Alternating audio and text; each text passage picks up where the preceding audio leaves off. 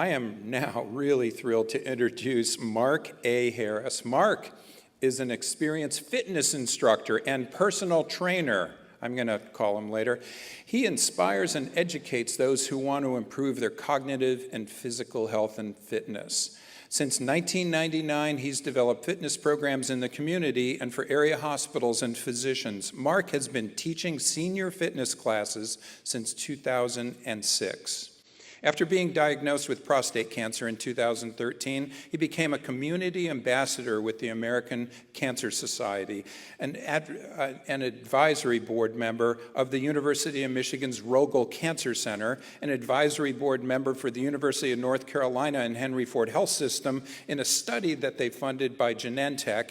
He's also a co-facilitator of the Michigan Institute of Urology's Prostate Cancer Support Group, and he's the first prostate cancer consultant for Merck Pharmaceuticals. He's busy.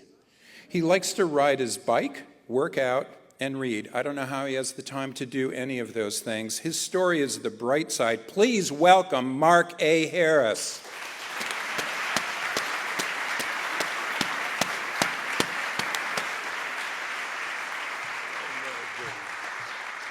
Right.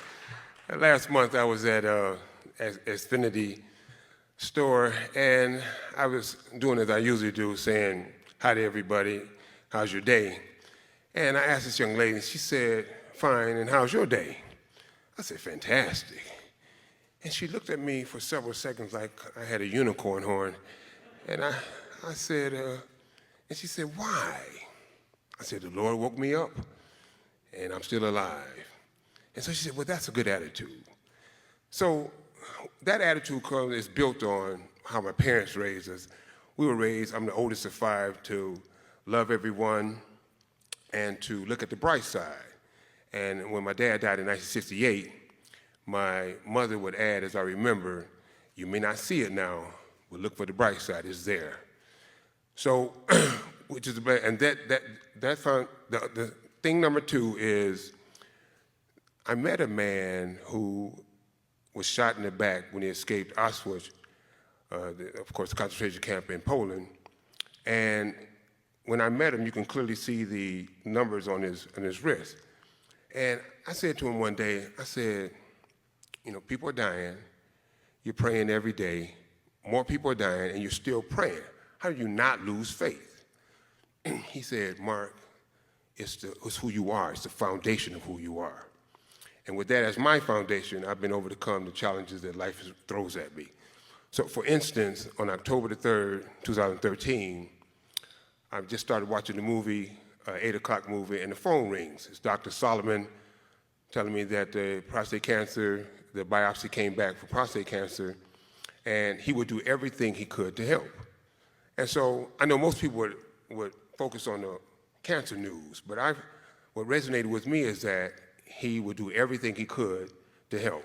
So, and I realize now, again, this happened in 2013, I just realized this last month, going over this for this story, that was the bright side. And so when he said that, I said, thank you. And I continue to say thank you all through that call, so to the point that I think Dr. Solomon said, you know, I'm telling him that he has cancer, and he's thanking me. So, so he said, just to be clear, you have... You have, and he said something like this, and he's too professional to put it this way, but you have prostate cancer, and I will help you. And I said, thank you. So when we hung up the phone, I sat there, and I was thinking, should I tell my wife, my daughter, my ex-wife, her mother? And I was thinking that because in my mind, as a man, you know, as a father, as a husband, you're supposed to be the rock, the problem solver, not the reason there is a problem. But I got over that after about a minute. And so I called out to my wife and I said, you know, the prostate, the biopsy came back positive for prostate cancer. And she comes running in, and with great care, and she asked, so I started asking questions. But I realized I had taken that news and just put it away somewhere in the back of my brain. So she's asking me these questions. I don't want to deal with it right now. And so on the last question, and I may have made a mistake here, but you got to remember I was in the moment. She asked her question. I said, "Can't you see I'm watching this movie?" And so I was in the moment though. All right. So she went back in there, and I watched the rest of that movie, and I can't tell you what it was about. I realized the movie was just white noise. It's just taking up space. And so after that movie is over, I went to bed, and in the solitude, now I have, and no distractions, now I have time to think about this. And my human side said, "You're going to die, I'm going to die." But then my spiritual side said, "Well, now how are we going to use this to help others?" Because that's what God does. He gives me experiences that I can fulfill my purpose, which is to help others. And so, which was a blessing for our family, because 6 days later, we learned that my son Michael was diagnosed with a different cancer. It was an adenocarcinoma of the parotid gland. So he had cancer of the saliva gland. And so it was a rare form because we were at St. Joe, and after 2 weeks, we got transferred over to U of M. But when we first learned about the diagnosis, again, it was a blessing that I had been diagnosed first, because I could go into, I didn't go into parent mode. My son's going to die. My son has cancer. I'm going to die. I went into dad mode. Okay, we're on this journey together. I can help you. We can support each other. So that was a blessing. The second blessing was that I had prostate cancer. I had a low-grade prostate cancer, so I could kind of put my health on hold and deal with him. So again, during this time, we had plenty of support. And then on November the 12th, we had surgery. They cut the tumor off.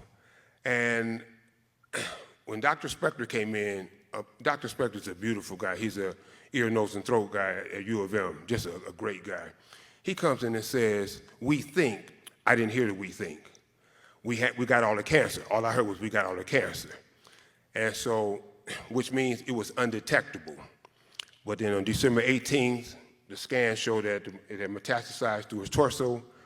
And so he started chemo December 24th, Christmas Eve. And on February the 27th, 2014, my son, Michael Damon Harris, was pronounced dead at 11:02 p.m. And so we had his, and I thank you, but God was with us the whole time. God was with us the whole time. So we had Memorial March the 8th. I had radical prostatectomy on May 1st. They took my prostate out. So, and I've been 8 years, by the grace of God, I've been 8 years of undetectable cancer since then. Thank you. So, and you might say, well, where's the bright side in all of that? Well, at Michael's memorial, when telling Michael's story, that story helped parents reconnect or connect with their children. And with me on the cancer, you heard, by the grace of God, the things that I've been trying to do to help other people, because on other people's journey, since I've been ahead, I can be a guide and support and things.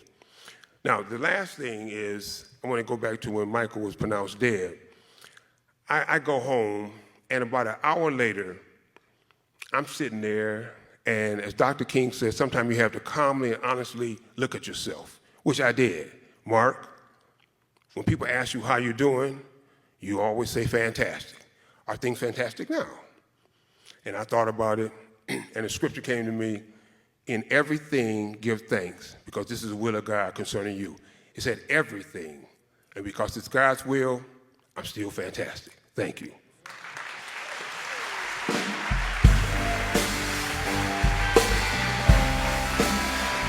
Thank you. Thank you, Mark. Wow.